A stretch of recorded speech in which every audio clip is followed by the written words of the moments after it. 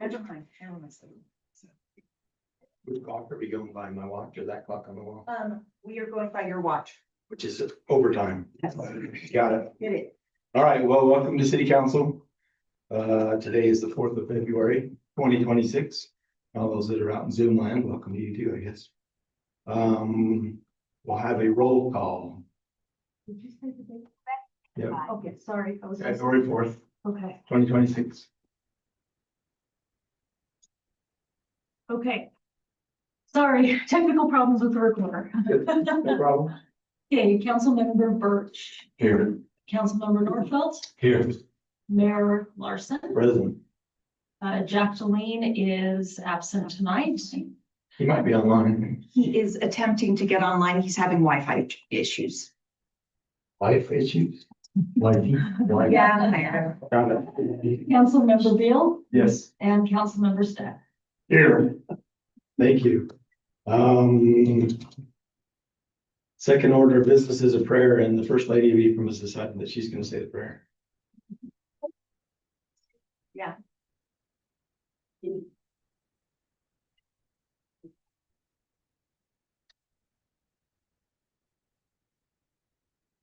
Heavenly Father, we are so very grateful for this city that we live in and for the blessings that we enjoy in this city. We're grateful for those who have been elected and have pledged their time to serve the members of this community. We pray, Heavenly Father, over them that they will be blessed with the knowledge that they need to make good decisions for our community. We also pray, Heavenly Father, that thou will bless us with moisture that we so need at this time. We're grateful for all that we have, and I say these things in the name of Jesus Christ, amen. Amen. Thank you very much. Hope you come again. Number 3 is a pledge of allegiance, and our Candace understudy has said that she will be our pledge of allegiance leader. Pledge allegiance to the flag of the United States of America and to the republic for which it stands, one nation under God, indivisible, with liberty and justice for all. Thank you. No public comment. We do not have public comment. Great. So we'll proceed on to number 1, the presentations, and we'll turn some time over to Jeff Urbanson for a fire department update.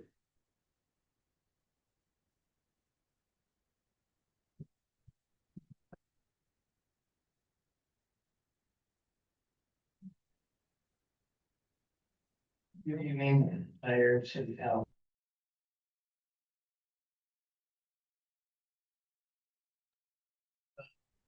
Fire department has 19 members. Excuse me, in 2024, Ephraim had 84 fire calls. 2025. And we're up at 9 calls already for this year. And inspections in 2024, we've done 201 inspections. 2025, we've done 192. And currently for this year, we're up to 46 that have been completed so far. Last year, several businesses in the city learned the value of having a working fire extinguisher. They were able to put their own fires out before having to call the department. So that would have been Soap Creek Manufacturing, Snowcap Lanes, Popcorn Factory, and Route 89 Grill. Last year, fire department put in 618 hours worth of training. For a volunteer department, that's quite a bit of training for 19 people to do. So Ephraim City has an average response time of 7.5 minutes from when the call comes into the county till the first truck arrives on scene. The next closest city in the county is 10.5 minutes. So we're considerably faster on getting there than a lot of them. Ephraim just sent 7 people down to Winter Fire School in St. George. 5 of them were new people that just joined the fire department. They all done hands-on classes for 2 days. I have several classes scheduled for Ephraim and the surrounding communities of the county as far as the Fire 1 and Fire 2 class, hazmat class, and an instructor 1 and 2 class. I have 5 or 6 people that are interested in doing the Fire 1 and 2 class, which is 211 hours worth of training to pass it off. I got word that our new truck that we're getting through the county should be done the middle of March. So sometime middle of March, 1st of April, we'll see a new truck rolling in, and that's $670,000, which is paid for by Sanpete County and the CIB grant. So do we lose another truck? To get the truck, do we have to trade off a truck? We're losing the old Pierce, but it has to be sold because it doesn't meet NFPA standards anymore with the open riding cab in the back. 5 trucks were ordered by the county. They are all 100% paid for out of the county fire district and a CIB grant for the $1.5 million CIB, and then the county matched it with the other 1.5 million. That new truck will have almost $50,000 worth of equipment put on it, so we'll put it closer to $725,000 when it's done. So that's all I have, unless you have any questions for me. Don't have any questions. Anybody else? Do you have enough members on your department in 19? It works out. I'd like to get a couple more, but it's hard to find dedicated people to put the time in to do it. But we're getting by with what we have, so You're still advertising. yeah, you know how it is. You've been there before, Yeah, so no, we appreciate your efforts. We appreciate the volunteers who put their life on the line. Thank you. Jeff, I have a question. So the way the water looks right now, it looks like this year might be a really bad fire year. With everything being so dry, unless we get some water. Are there things we can do as a city that might help alleviate some of those threats? Fire ban. that's the other thing we're gonna have to watch in the next month or two to see if we decide to ban fireworks. We're gonna have to make that decision by the end of March, which is gonna be dependent on the water we get and the moisture. And also, we'll be working on the new wildland urban interface, which will take in part of Shingle Mill and those housing developments up in that area, so that will be coming for you guys to vote upon here in the next month or so. How does that new ruling, as you look at that wild interfaces, we're looking at it, is there a need then for them to improve their insurance? How do we mitigate threats and things with that? That's a good question. The state hasn't figured all that out yet. This was passed by House Bill 45 or 48, which was not, no money was tied to it to enforce any of this, but every city in the state has to adopt the wildland code. So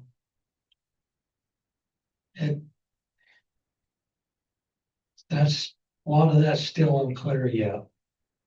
So I can't give you a definite answer on how or what it's gonna cost people to live in that area, so, Thank you. okay, Thanks, Chief. Thanks, Chief. all right, thank you. Numero dos, consent items, maybe both at the same time, right? Yeah, you and you are saying.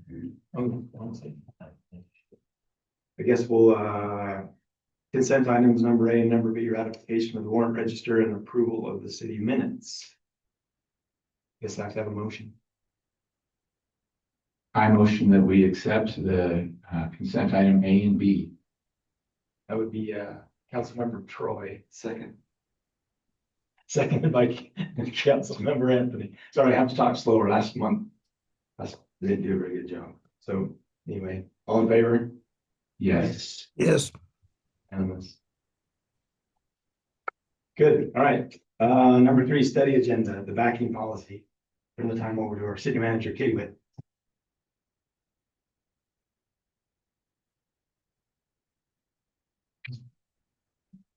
Okay, so, one of the things, so our insurer, the trust, has a list of things that they would like us to have policies on.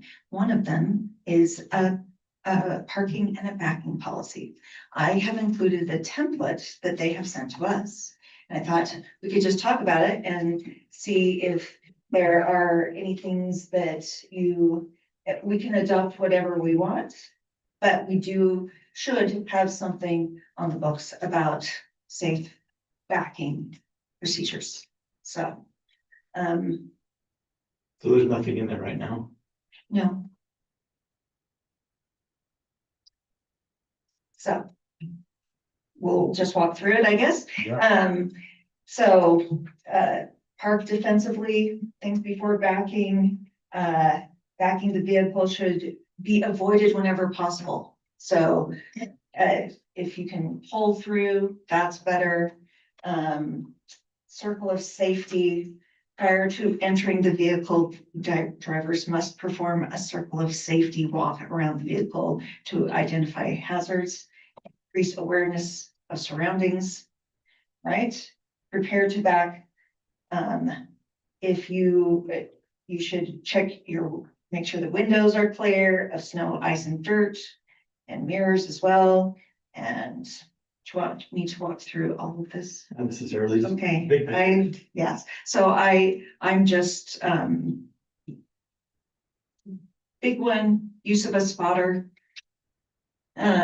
So if you have a large vehicle, you should have a spotter helping you to back up. So that would include, our fire truck, our, any dump truck, and that is already standard operating procedure. This just puts it into writing. And again, this is best practice kind Mhm. of boilerplate language. It is. In fact, it's a template. Yep. So. Do you have any strong feelings about any of this? I just have a question as I'm reviewing it today.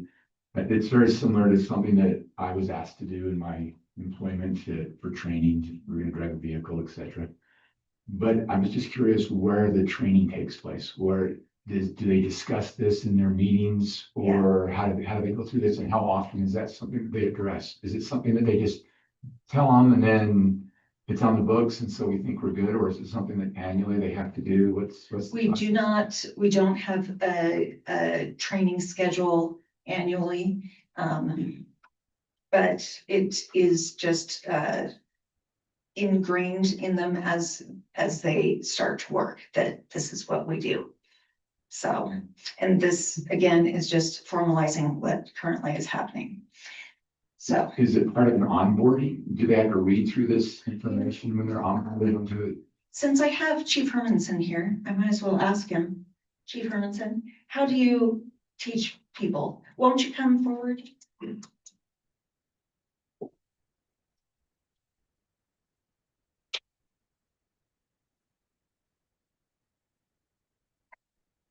So when we give somebody driver training in the fire department, We go over everything that's required to drive that truck.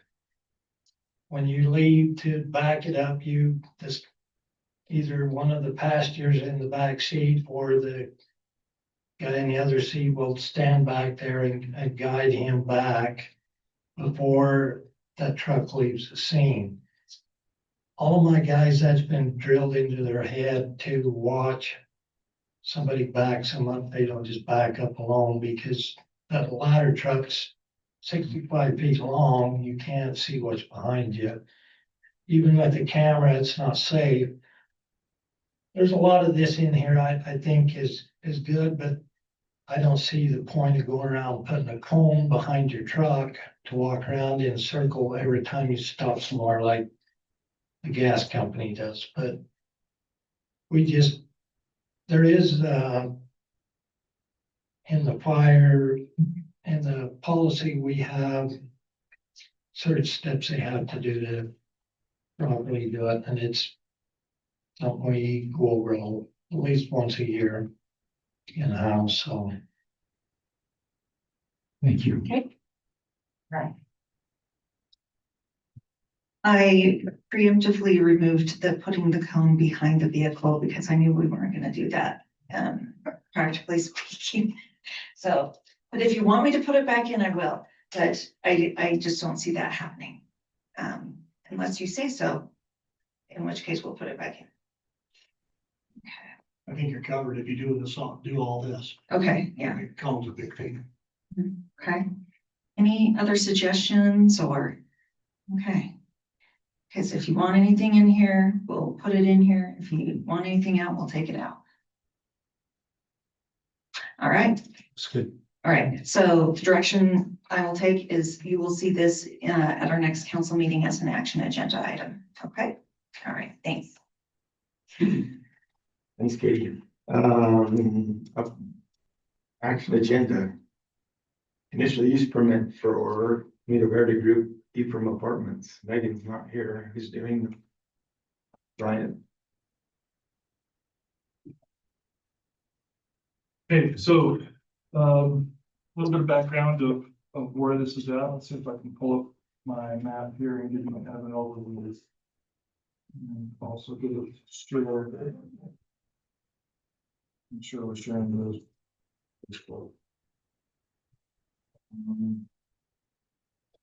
Facebook, sorry. Zoom. YouTube. Okay, so big picture, south end of town, southwest. This is part of the Ephraim Crossing development. So as you come in a little bit closer here, you have 400 South is here along this border. This is Main Street coming down to the south. The existing homes that have already been started here on 400 South, the recently approved flex homes that are starting to go in here. This is the one directly south of that. So directly south of the flex homes, just to kind of give you an idea of where this is at. This is part of a master plan that we have been reviewing for a number of years. This is one of the next phases that's been identified by the applicant. And just kind of overall, how this fits into the proposed plan here. So, one of the things we really tried to do is to make sure it's a good transition from one zone to the other. So along Main Street, there's proposed commercial, there's a hospital that has purchased this land. We have the single family homes here. The lots get a little bit smaller with single family homes, kind of as a buffer between the single family and the higher density. This is higher density residential, and then on the back end you have the hospital and some flex commercial as proposed in here. And if I say it wrong, Mike can correct me. Great. But generally, trying to just keep single family away from the higher impact uses. That's kind of the goal of all of that. So with that, maybe I'll jump back into the staff report here. Okay, this is a piece that is approximately 6 acres, 5.9 acres.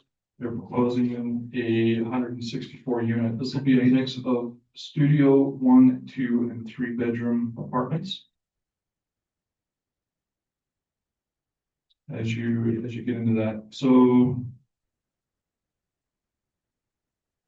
this is 500 South here. So just on the other side of that would be the Flex Homes. So it'd be across the street from the back phase of the Flex Homes. Come down the street. They will be improving their street frontage for both public streets, 500 South and 400 West. They have access here and here, so they have 2 access points. We've gone through this and we've looked at all the existing codes. So what's the maximum density? They meet the maximum density allowed for the zone. What's the parking as written? They meet the parking requirements as written without any exceptions. What are the setbacks? They meet that. They have the minimum driveway widths and things like that. So some of the other things they're doing, they're looking to do some of the landscaping in between the apartments. They have a clubhouse, pickleball courts. The exact location may shift around a little bit. One iteration had the pickleball courts up on the east end. But the units and the overall parking and things would be similar. So as part of this would be 3-story buildings is what they're proposing. Some of these buildings, as you see here on the north side, and maybe Mike can correct me, but they have basically below the building parking. So main level would be parking and the building would be built above it. I think I have a view of what that would look like.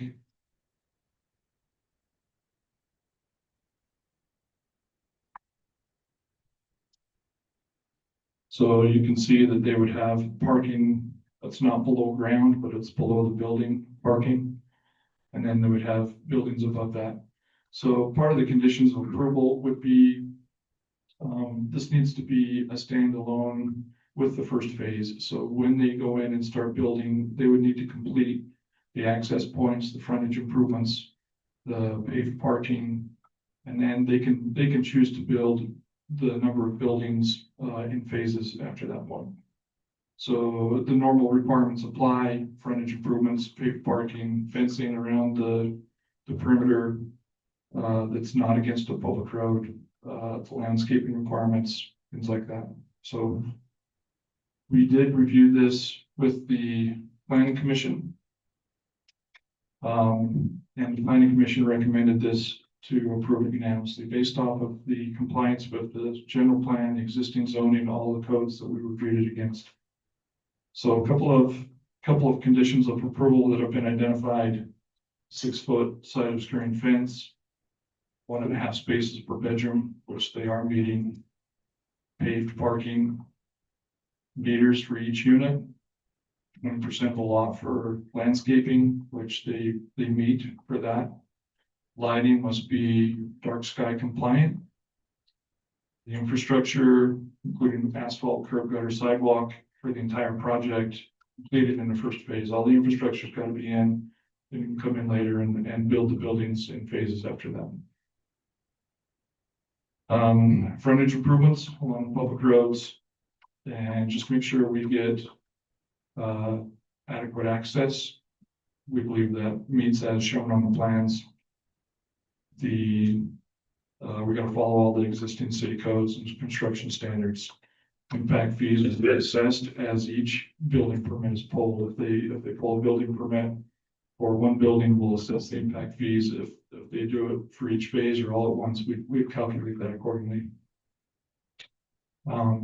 So that is the recommendation. Again, the Planning Commission approved this unanimously. So with that, maybe I'd invite the applicant up. He has some additional information that he can share. Thank you very much, Brian. Mike Ballard, Community Group and CBGE from South. And if you can allow me to share, if that's possible.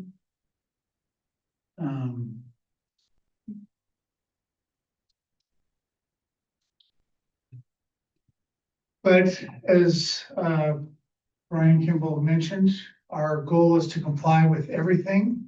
We're happy to do that. We do think it's in the benefit of the community to have 2 small variances. But we'll accept it either way. And am I able to share yet? I think so. Yep, it looks like I am. So let's pull that up and now pull the PowerPoint. And set up. No, that's, I got out of it, I guess. So we're toying with the name the Soren. Actually, they can't see it. We're trying to keep everything Scandinavian naming, that type of thing, and so we haven't committed to that necessarily, and again, it is kind of one of the anchors to our downtown core or our commercial core. And we know from the city's general plan that you've tried to push commercial in this area, close to the highway and also in the airport overlay zone and path of that. So one of the things you'll notice here, and with the apartments being on the northwest of this particular picture, we have parks along the side, and then there's also the city well here, the city well site. And site obscuring fencing across from a park or the well, we just think residents may like to see the park or the green space that we're building rather than having just a fence or a wall. And so that's one of the exceptions we'd like on those 2 areas, to allow us to have a different type of fencing there to allow people to see the landscape buffer. The other, one of the other changes I'd like to present is, after discussing it with our realtor and other residents here in Ephraim, they felt, some residents would like to be around the pickleball court and have it close, and other residents would like to be as far away as possible. So we pushed the pickleball court to one corner of the site. Yeah, so that it wasn't in the middle. And that would be the plan. The other condition we'd like you to consider is the type of financing we're doing, and we're happy to make this a deed restriction as well. We don't ever plan to condominiumize this. We don't ever plan to sell them off as individual. Our financing is coming either through HUD or the USDA for rental housing for affordability. They're not going to be low income. They're not going to have vouchers. It's not going to, but they're just going to be attainable housing. But the idea, we have multiple apartment communities all over the country, and a lot of buildings today are going to single metering for a building versus, and there's technology, all your major units, the air conditioning units and within the facility, there's technology today that keeps track of that. And then they do something called RUBS billing, where you basically take their allocation and you can bill them using software to do it rather than a meter. The metering costs a lot more and adds to an increased rental cost as it gets passed on to the residents. So we'd like the opportunity to demonstrate at a future meeting the exact technology we're going to use and potentially have the ability to do single, have 4 meters for 4 buildings rather than 162 meters. And that'll reduce the cost slightly, but every little bit incrementally helps. So that's one of the things. The other thing, because of the park, we want to have fencing, but we don't want it to be totally site obscuring. So here's a couple options that we, occur in other parts of the country that would like you to consider for those areas that are across from an open space or from the city well. And we're happy to do, a block fence or something else if required, but we just think it's better for the residents to at least us to present to you at a later time when we're going for our building permits to say, would you consider this? But other than that, we comply in all the respects again, this is our 4th iteration of designs for this site, and Brian and Megan and their predecessors have pushed back on different things. No, we're not gonna let you have less parking. No, we're not gonna let you do this or that. So we've now got a site that's fully compliant. That gets us the densities that. Will you just go back to the other map and just show me where the fence is supposed to go? Yeah, Mike, this says one of the conditions is 6-foot side obscuring fence around the sides and rear. Correct. Which is the sides and rear? This is right here, if you can see my cursor going Yeah. back and forth. Is the South side is the and rear? the east side. The south side and the east side are the two. Across from the streets, we may have some sort of lower siding, but it's not required to be 6 foot. So we So would just comply with the normal code there. the north is the front, so-called front, and the south is the rear. Anything that's against the street would need, would not need the site fencing. So anything that's not against the street would need fencing. So it'll be on the inside of the sidewalk, kind of like your picture that you showed a minute ago. Those other options for the fence will be the curbs, mow strip, sidewalk, mow strip, fence. Something like that. Yeah, so the portion that is required to have fence would typically be on the property line. That would be the side and the rear. There is no fence required against the street. If he chooses to put it, it would be on the house side or the building side of the sidewalk. So the street, the curb, the curb and gutter, all of that would be accessible to the public. So essentially on the south and the east side.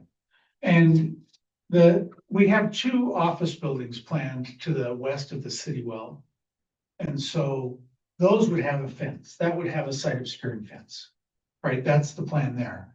But we're just saying from the city well going east and then going north, we would Around go. that green space park-ish area. Yeah, and in the master plan, and as it is our plan, and some of which we plan on starting this year, is, and I'm gonna step to the screen, is we've got this 30-foot green belt going through the community, right? With the meandering and potentially benches and concrete picnic tables, that type of thing, and potentially concrete cornhole, just a walking path, just green space going through the community down to our commercial core, but we also want to give people an option of going into here to what I call our central park or town center, where we have, Snow College being highly musically oriented. Our plan was to have some sort of limited stage here and have music with outdoor dining, just to have a place for the hospital employees when they go to lunch and that type of thing, just to have something attractive, and entertaining to bring people to the downtown core. And you'll develop that and then that will become city maintenance.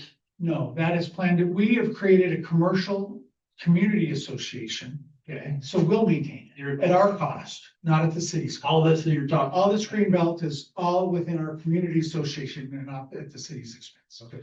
And that community association, in a lot of respects, has been created. We're waiting for signatures. We put it as a condition of sale for the Rosies and some other of the developments, and not all of those 10.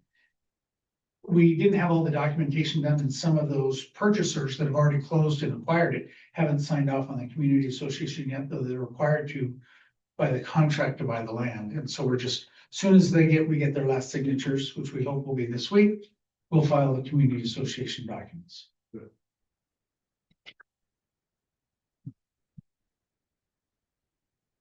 So if I'm living in an apartment.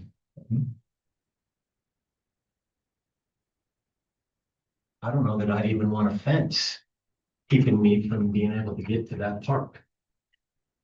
Much less a site obscuring fence. We would for sure encourage a walking gate that allows. Okay, yeah, access to the gate, park. I see. We've noticed a lot of multifamily here doesn't have fences on the exterior on the roads. Right? They Road don't sign have, is not required. and they don't have guard gates letting people in. So we were just planning on keeping to that standard.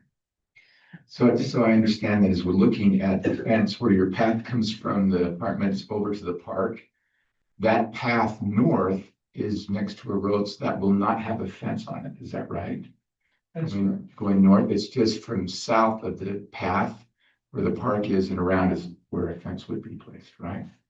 And actually also between this building here, this is under contract to one of the local residents to build a children's activity center, right? And there's going to be a fence there So that's as well. That's not right there on that side. And then we also we'd like to have potentially a wrought iron. Don't touch the screen. It's too. Yes, sir. Mhm. Yes, sir. So you're gonna have fence, it's just the site Yeah. obscuring. We just more We'd wrought we'd iron. like to Yeah. be open to be able to see the park, Yeah. see the green space. Rather than, Like number 1 or number 4 in these depictions, or number 5, potentially have a couple blocks. And then have the wrought iron come up. We don't know, we haven't decided. That's far better than the minimum. We think so. yeah, I would not be opposed to that myself. So I'm just thinking, so the other fence that's gonna be the obscuring fence, that'll be block fence, is that what you're saying? We don't know. We haven't made that, we'll comply with Chain code. link, It chain. might be link white with vinyl. slats. Okay. There's a lot of white vinyl. It could be Better than chain link CMU. with slats. We don't specify in our codes that it has to be a certain material, it just has to block the site. So block the vision through the fence. Yeah, so, and we've been planning to develop this for years ourselves because we're in the apartment business. However, a developer heard from somebody at a barber shop that we're doing this. And we got a call last week and he wants to buy it from us at a good price and we're thinking maybe we sell it. We haven't decided. But we've intended to be the developer, but it's not certain. So from the city code standpoint, what are we obscuring with the fence? So typically the wording would be, we require fencing for commercial, we require fencing for multifamily. So are we trying to keep people from seeing the building or trying to keep the building from seeing the cars or the people or? Generally, the intent is good neighbors, fences make good neighbors, right? So separating the uses. What the wording requires typically is between residential and commercial or between multifamily and residential. I personally am not opposed to doing something for the park. You could potentially do a compromise. We also allow like hedges in lieu of the fence, or like you could do a fence with some landscaping here, some kind of, a hedge at a certain height to allow visibility for that as well. There's options there that would meet our code and still kind of meet the intent that he's asking for. Well, I'm more informed now than I was a little while ago. Other questions? On this? I'd be interested in seeing the presentation on the meters and the technology. Yeah. As well. Great. We might send you first some written documentation and a 2 or 4 page summary with pictures. And then do a presentation but we'd be happy to come back at another time. I'm good with, I like pictures. Thank you for your time. Thanks, Mike. All right, so we'll.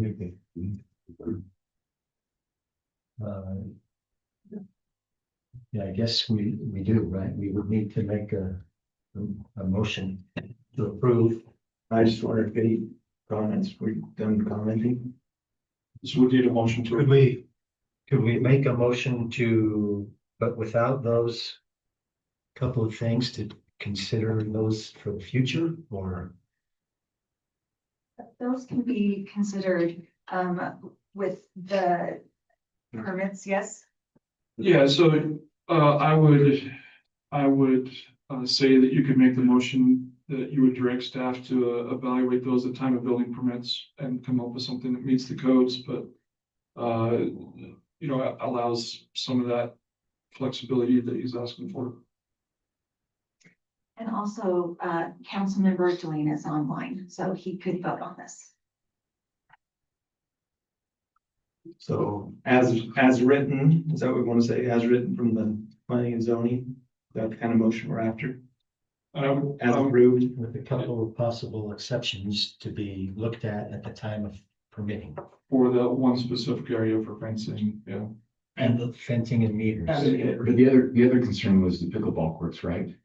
Moving them to the edge of the, I think they are going to be moved.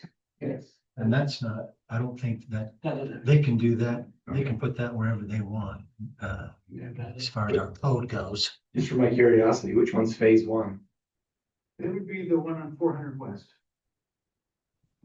The two buildings on 400 West, and we haven't decided whether to phase it or not. Our financing consultant has basically said just finance it all at once and just pause for a few months.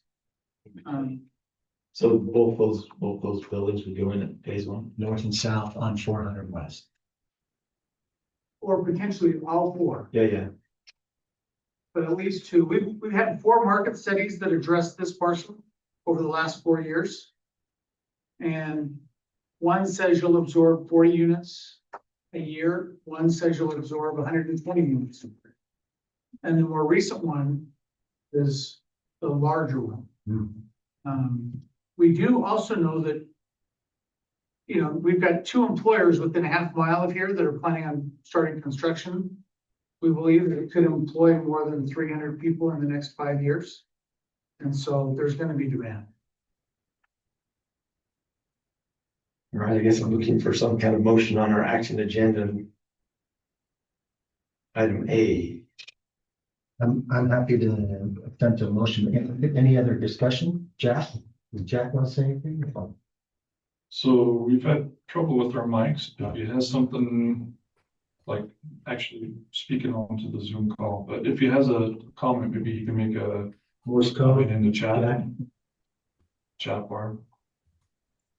Mine is not so much about this particular thing, but a resident reached out just with all of the water situation or lack of water. I know some towns are moving to zero-scaping and those types of things. Again, I'm not talking about the applicant tonight, but it does make me wonder, and I just wanted to bring that up, that as a town with limited water and wells, notwithstanding all of that and drought, moving forward with too much development could be seen as a little ambitious, given the water resources. And this resident expressed quite a bit of concern over that. And it made me wonder if, as a town, if at ULCT at a conference recently, I heard I think Mill Creek and others that are giving different tax advantages and things to incentivize less green space, less water usage, sprinklers and all of that. I'm not sure if that's on our minds at all as we go into this next season. Of course, we're hopeful for rain and snow still. Okay, speak to that just a little bit. This is a horrible water year. I just got everybody's attention. We really need some snow in the mountains. There's a little bit of silver lining in that we got a good amount of rain in the fall before the ground froze, so the ground is fairly saturated. That hasn't always been the case in years past, but it has our attention for sure. As a city, some of the things we've tried to do to address those concerns, we've spent considerable effort on master planning for our utilities. We took our water master plan and we took it out for 40 years of projected growth. So we've identified projects that would be critical to happen as we reach certain populations. We've identified that over time, we'll need to add new wells, we'll need to upsize our tanks, we'll need to, do all of that. The growth that we've seen so far, just in general, is within the projected growth rate that we've targeted, and it's even a little bit less. We had a range of 3, conservative 5 on the high end of growth rate. We haven't hit that. We're more like just over 2% in the last 5 years of growth. of actual permits issued, right? So we have a lot of discussion about things, but actual permits issued, we're within the range of growth that we projected. So we do have a number of projects on the horizon that'll help improve our water system and the capacity and the resiliency and things like that. As far as landscaping goes, we highly encourage water-wise landscaping. That's not currently a requirement in our codes, but we tell everybody that comes in, if you're not using the grass for like actual usable space, if it's just decorative, we encourage you to decorate with something besides grass. Grass is the nemesis of our water use. So indoor water use, 70%. there was a Facebook post about this recently. Goes to grass. Kind of give you a rough idea. Indoor water use for around 650,000 gallons. I'm trying to remember my numbers. That's what they told us the other night anyway. Okay, now I stepped in and I gotta finish this, so. The numbers. Okay, 650,000 gallons a day for water used indoor, and in the summertime, we peak at over 4 million gallons a day of water use. So outdoor watering is the critical portion of our watering system. Our system, we don't have a city-sponsored secondary water that's not available if all the outdoor watering happens with. That's why we need a sewer So we treatment. size our system for the peak Take summer that use. water, So generally, 9 months out of the year, outdoor we irrigation. do just great on the springs that come down. Summertime, the springs start to slow down a little bit in We their have capacity. ponds, which We take a get lot hot longer. days, people water their yards more. Rest of Right at time. the end of the summer, all the students come back and our water use spikes. So those last couple of weeks of summer, we're paying really close attention to. But for the rest of the year, we're indoor water use, we have ample water easily. We have overflow of, in some cases, hundreds of thousands of gallons a day of water that overflows in the winter month and just goes down the ditch. Anyways, that's kind of a long answer, but we have some new phases. I just kind of wanted to put you just on notice of what we have done. We have done a lot of planning. I don't think we go a single day without talking about water in some form or fashion. It's on the forefront of all of our minds. And in the future, as the city continues to grow, that will continue to be a conversation. But we do feel like we've tried our hardest to get out in front of that and not get totally caught behind the 8 ball, so to speak, and try and plan for what we think is coming.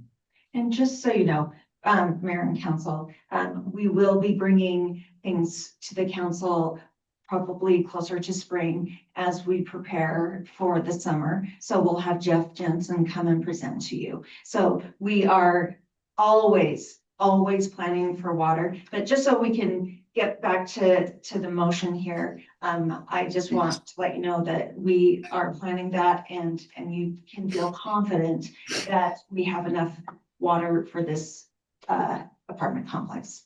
Can I ask a question? Could we do something? Is there anything on the state books that would prohibit us from making a code that would be stronger than just highly recommending and suggesting that these multifamily complexes or commercial xeriscape?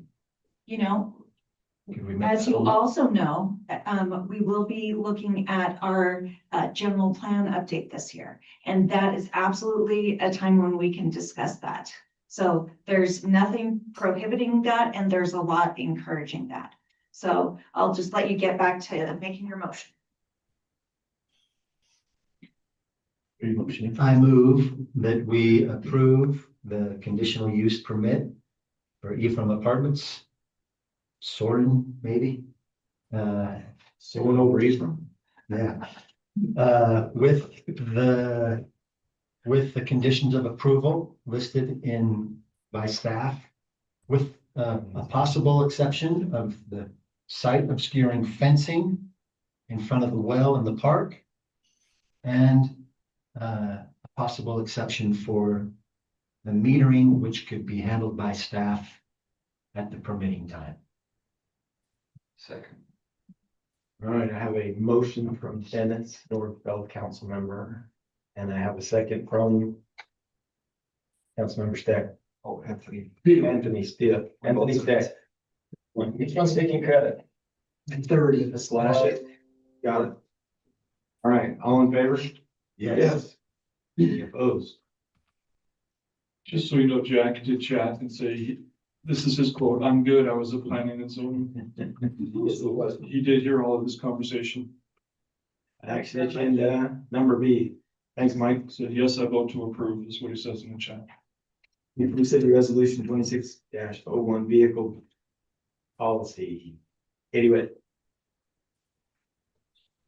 Right, so we took your suggestions back and rewrote this point here. It now says incidental personal use is permissible. On-call employees may park the city vehicle overnight at their residence. City vehicles must remain in city during work hours unless on official city business or with the permission of department head. Public safety vehicles, vehicle use is exempt from this provision. Right. Any questions? Okay. Fair enough. I guess I'm looking for a motion. You have your motion. To Ephraim City Resolution 26-01 vehicle policy. I second it. All right, I have a motion from Councilmember Steck and a second from Councilmember Birch. All in favor? Yes. Yes. Any opposed? Unanimous unless Jack goes up and. Number 5, council appointments. There are 2 council appointments to be voted on. Utilities Board for Lorna Larson and Kelly Larson and Jill Nielsen for the 4-year historical board term. Real quick, Jack did vote to approve on that last one too, through chat, is voting to approve. It is unanimous. Okay. All right, I do have a comment. It was brought up, okay? Jill Nielsen for the 4-year historical board for a term, right? We would love Jill Nielsen to be there. Jill Nielsen does not live in Ephraim city limits. How does that play out? That is not part of the bylaws. So Okay. No requirement. for historic, the For the historic. historic, Mhm. okay? And we'll be okay with that? Again, I'm not trying, I think she'll do a fabulous job. I'm not, but it's just, It's regional history. I'm good with it. Just want to make sure we got our bases covered. she has strong ties to you. I'm trying to remember, did we put a limitation on the number of people who could not, you had to have so many city members on it, and then you could have some non-city members on it? That was the Scandinavian, not the historical. So the historical has no limitations. I know of, but I know there are a majority of Ephraim residents on that board. So I'm trying to remember. On the historical. On the Yeah. Yeah, Yeah, So this would be, I just remember with Mayor Scott, as we were discussing that, because originally it was listed a whole bunch of people from historical associations outside of the city. And we wanted to have a little bit more city representation so that we had a majority of that listed. So I have no problems with all the chills, but I do know that we had a And I discussion. If I'm remembering the conversation, the reason why they set it up to not have to be an Ephraim resident is in the case, if we had the opportunity to have somebody from the state historic board who wanted to also serve on our board, would we say no? No, we would say yes, please. So they left it a little open-ended, but as it stands right now, I think a majority, if not all, of the members are Ephraim residents. but I've been to the meeting that she would be the only one in that group, so. So I know we did discuss that there would be an open, so there could be some non-resident people on the committee. I just didn't know if we had a number. That's it, sorry. Perfect. I move that we accept the appointments for both the 5-year terms for the utility board with Warren Larson and Kelly Larson, as well as the historical board, the 4-year term for Joe Mills. I make a second on that. I have a motion from Roy Birch, seconded by Lauren Stagg. All in favor? Aye. Yes. Any opposed? Can't hear for Jack. All right, city manager report. Just, quickly, update on this strategic plan. So we have been talking, with staff about how to accomplish the goals that we have set forward. I sent, a copy of that to your emails if you are looking for that. We have made some progress, specifically on infrastructure, specifically on the water tank. We are endeavoring to get some federal funding for that. It's a little early yet to know how that's going, but we're moving forward with that. Second, we will have if you refer to your emails, there's an invitation there for a meeting with UAMPS and other councils on UAMPS in Sanpete County. So if you will have a look at that, we'd love to have you be able to attend that. Do we have to RSVP for that, or can we just come? I want you just to show up. I assume with you guys, you'll tell me if you're not gonna be there. So,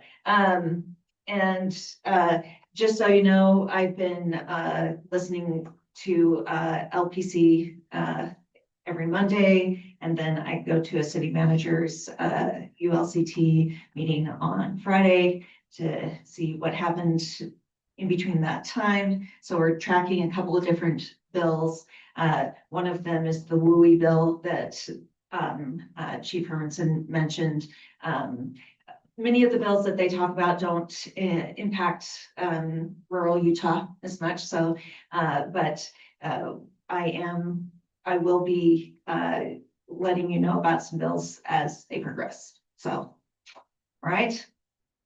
Are there any issues you specifically want me to be tracking? Okay. If something catches your eye and you want to flag it for me, you let me know. All right. Right, that's it. Thank you. Well, we've run out of things to talk about.